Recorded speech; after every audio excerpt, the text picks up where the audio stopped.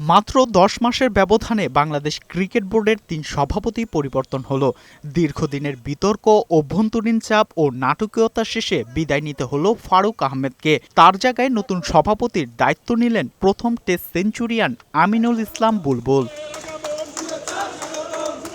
বৃহস্পতিবার রাতে আমিনুলকে কাউন্সিলরশিপ দিয়েছে ক্রীড়া পরিষদ। শুক্রবার জরুরি সভায় পরিচালকদের সর্বসম্মতিতে তাকে বোর্ড সভাপতি করা হয়। বিসিবির পরবর্তী নির্বাচনের আগ পর্যন্ত সভাপতির দায়িত্ব সামলাবেন সাবেক এই অধিনায়ক। এছাড়াও সিনিয়র সহসভাপতি হিসেবে নাজমুল আবেদিন ফাহিম ও সহসভাপতি ফাহিম সিনহা নির্বাচিত হয়েছেন। পরে সংবাদ সম্মেলনে আমিনুল ইসলাম বলেন, বিসিবির হারানো ভাবমূর্তি ফিরে আনতে চান তিনি। ভাবমূর্তি নিচে নেমে গিয়েছে কিনা জানি না, বাট আমরা সামনের দিকে এগিয়ে নিয়ে যাওয়ার চেষ্টা করব। কেননা ক্রিকেট বাংলাদেশের একটা সবথেকে পপুলার খেলা এবং ক্রিকেট এই খেলাটা যাতে সামনের দিকে এগিয়ে যেতে পারে, এবং আমরা যেই এর আগের অর্গানাইজেশন আইসিসি বাংলাদেশ নিয়ে অনেক গর্ব করে, তো চেষ্টা করব সেটা সামনের দিকে এগিয়ে নিয়ে যেতে।